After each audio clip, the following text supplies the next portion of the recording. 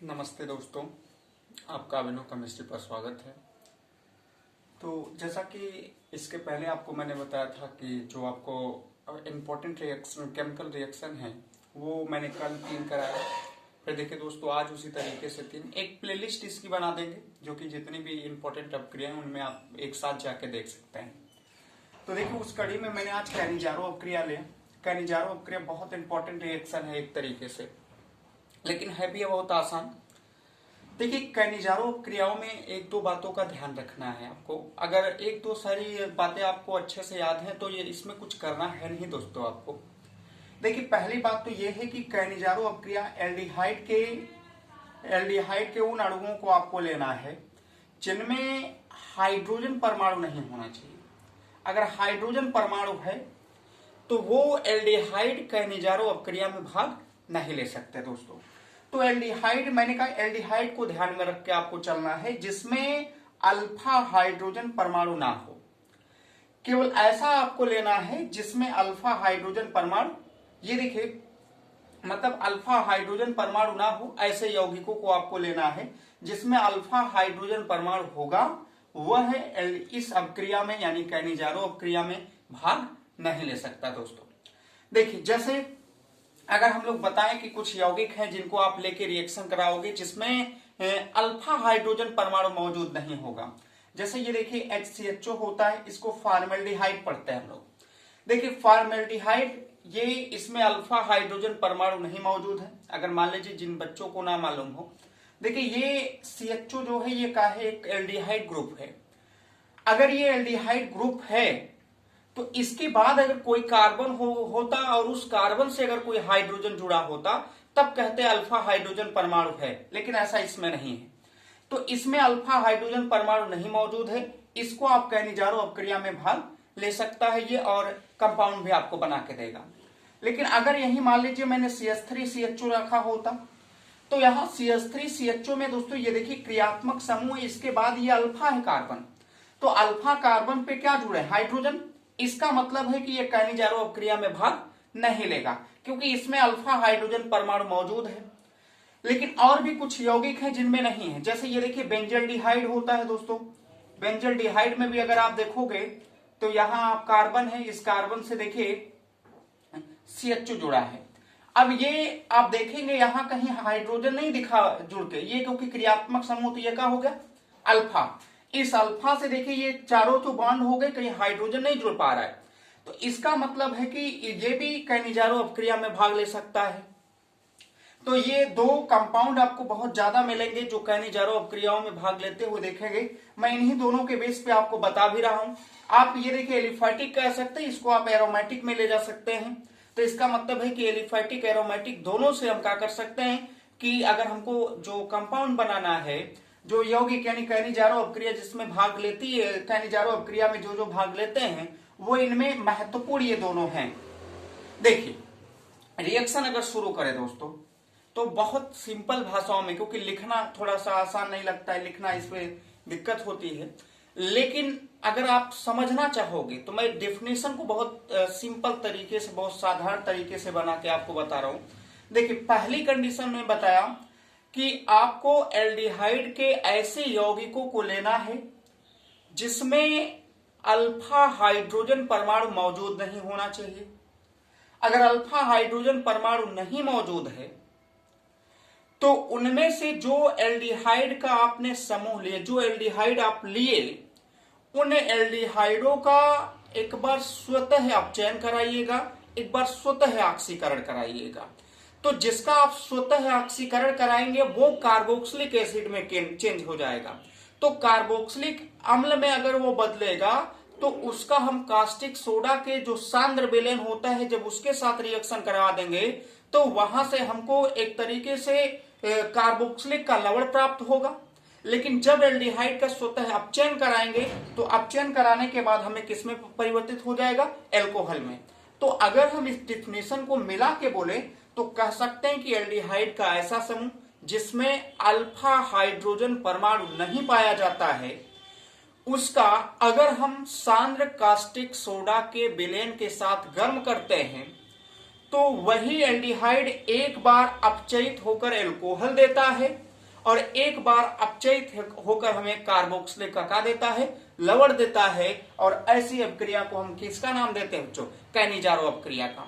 देखिए अगर हम लोग देखेंगे तो यहां पे मैं एक एक करके आपको बता रहा हूं। देखिए जैसे पहले मैंने लिया HCHO दोस्तों, ये देखिए HCHO, ये इसको फॉर्मल्डिहाइड बोलते हैं।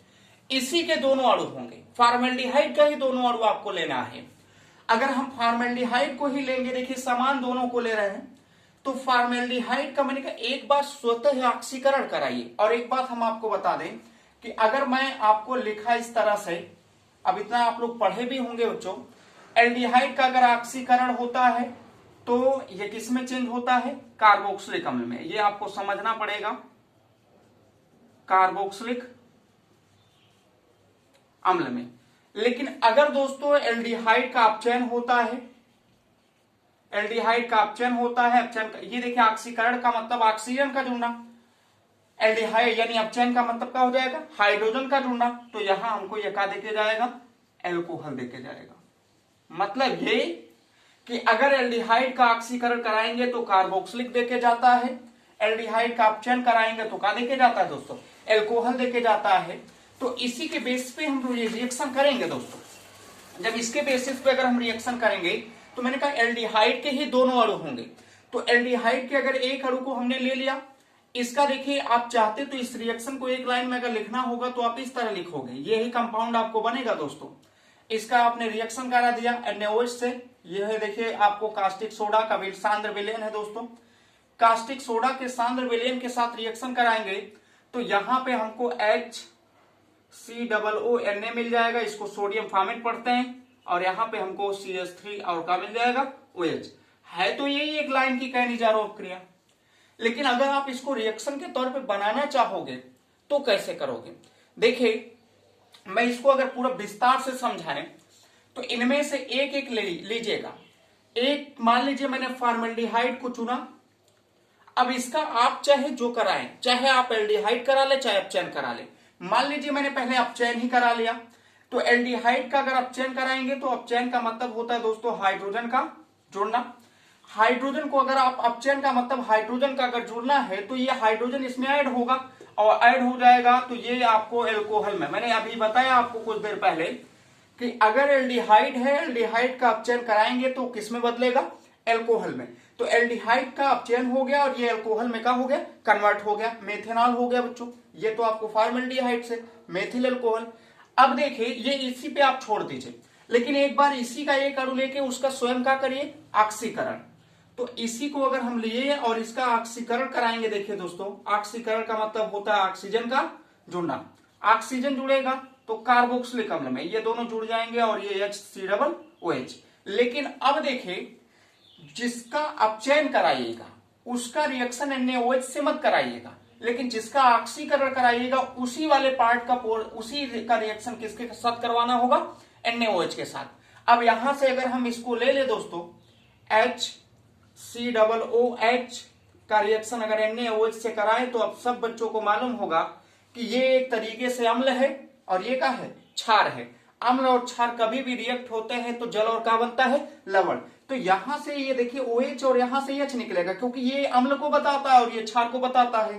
तो अब ये ना अम्ल अम्ल रह जाएगा और ना ये क्षार क्षार रह जाएगा। तो अम्ल और ये क्षार मिलेंगे, क्या बन जाएगा? H2O बन के ये निकल जाएंगे। अब जहां से H निकला उसी जगह पे सोडियम आके क्या होगा? जुड़ेगा। तो जुड़ेगा HCOONA हो जाएगा। इसको सोडियम फॉर्मेट पढ़ते हैं, ये फार्मिक अम्ल था दोस्तों। अब देखिए आप करिएगा का, अब इसको हम आगे वाले को एक में जोड़ ले, पीछे वाले को एक में। देखिएगा ध्यान से, मैंने कुछ किया नहीं बच्चों। देखिए मैंने कहा इसका एक बार स्वतः ऑक्सीकरण होगा और एक बार स्वतः अपचयन। अगर एक बार इसका अपचयन कराएंगे तो एल्डिहाइड का अपचयन होगा, एल्कोहल बनेगा। हमने फिर कहा उसी का स्वतः ऑक्सीकरण कराइए। जब इसका ऑक्सीकरण कराएंगे तो ऑक्सीकरण में ऑक्सीजन का जुड़ना, ये कन्वर्ट हो जाएगा कार्बोक्सिलिक अम्ल में। लेकिन जब जिसका ऑक्सीकरण कराइएगा उसी वाले भाग का किसके साथ रिएक्शन करवाना है? कास्टिक क्षार के साथ। तो यहां पे देखिए जब इसके साथ रिएक्शन NaOH का करवाओगे तो ये अम्ल है बच्चों, क्योंकि यहां से H+ मिल जाएगा हमको, और यहां ये देखिए OH- ये क्षार मिल जाएगा। तो जिसमें अम्ल और क्षार होते हैं वो जल और क्या बनाता है? लवण बनाता है। तो यहां पे हालांकि सोडियम फॉर्मेट इसका नाम है दोस्तों, सोडियम फॉर्मेट। ये देखिए फार्मिक अम्ल है, ये मेथेनॉल है, मेथेनॉल या मेथिल अल्कोहल कह सकते हो। फॉर्मल्डिहाइड है, ये देखिए फॉर्मल्डिहाइड, ये देखिए। अब आपको करना कुछ नहीं, आगे वाले को एक में कई अच्छे बच्चों, ये देखिए 2HCHO हो गया, प्लस यहां देखिए HCOOH हो गया, प्लस NaOH हो गया, और प्लस यहां 1/2 O2 और प्लस H2, ये H2O के साथ उड़ जाएगा पूरा का पूरा पोर्शन। इधर करिएगा तो HCOONA है प्लस CH3OH है दोस्तों। और देखिए यहां पे अगर करेंगे तो HCOOH भी है और प्लस का है दोस्तों H2O, जो बराबर है दोनों उड़ा दीजिए, ये कैंसिल हो जाएगा, ये भी पूरा H2O का हो जाएगा, कैंसिल हो जाएगा, और हमको जो ऊपर वाली मैंने पहले ही बताया था रिएक्शन वो आपको प्राप्त हो जाएगा। ये देखिए फॉर्मल्डिहाइड और ये हो गया सांद्र कास्टिक सोडा, और इधर आपको सोडियम फॉर्मेट हो गया, और आपको ये किस में कन्वर्ट हो गया, मेथनॉल में। यही है दोस्तों कौन सी रिएक्शन, कैनिजारो अपक्रिया।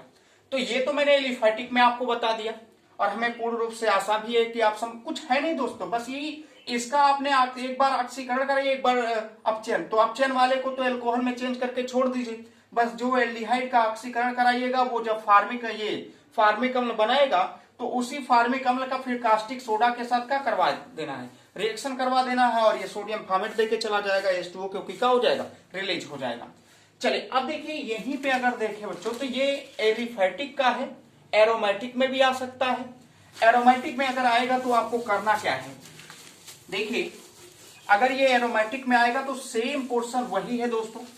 देखिए जहां आप मैंने लिखा था फार्मूला अभी कुछ देर पहले, ये देखिए C6H5, ये एरोमेटिक में आ गया CHO, इसमें भी कार्बन नहीं है, ये अल्फा हाइड्रोजन नहीं। तो जब इसमें भी अल्फा हाइड्रोजन नहीं है तो इसका भी वही हाल है, इसका भी रिएक्शन अगर आप NaOH से करवाओगे तो सेम चीज वही बना के देके जाएंगे, यानी C6H5 COO और Na हो जाएगा यहाँ पे, और प्लस यहां देखिए हो जाएगा C6H5 CH2OH। ये देखिए तो जिसमें OH लगा एल्कोहल पढ़ोगे, जिसमें Na लगा ये तो वो हो गया, कहने का मतलब सोडियम फिनॉक्साइड इसको पढ़ लोगे।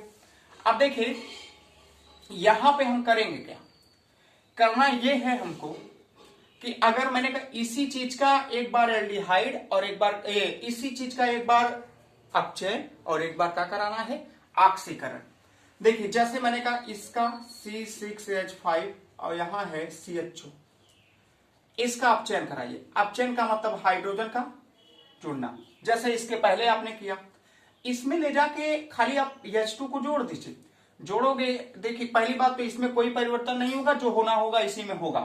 तो यहां ये देखिए C6H5 सुरक्षित है, इसको CH2 कर दीजिएगा और CH2 के साथ साथ कौन सा ग्रुप लगा दीजिएगा, OH। अब ये बताइए एल्डिहाइड से किस में बदल गया, एल्कोहल में, बस यहीं पे छोड़ दीजिए। एक बार इसी का ऑक्सीकरण कराइएगा C6H5 और यहां देखिए CHO, इसका ऑक्सीकरण का मतलब होता है ऑक्सीजन का जुड़ना। मैंने कहा परिवर्तन इसमें कुछ नहीं होगा, जो होना है इसी में होगा। अब एक ऑक्सीजन जुड़ेगा तो C6H5 CHO, इसको बेंजेनोइक अम्ल पढ़ते हैं।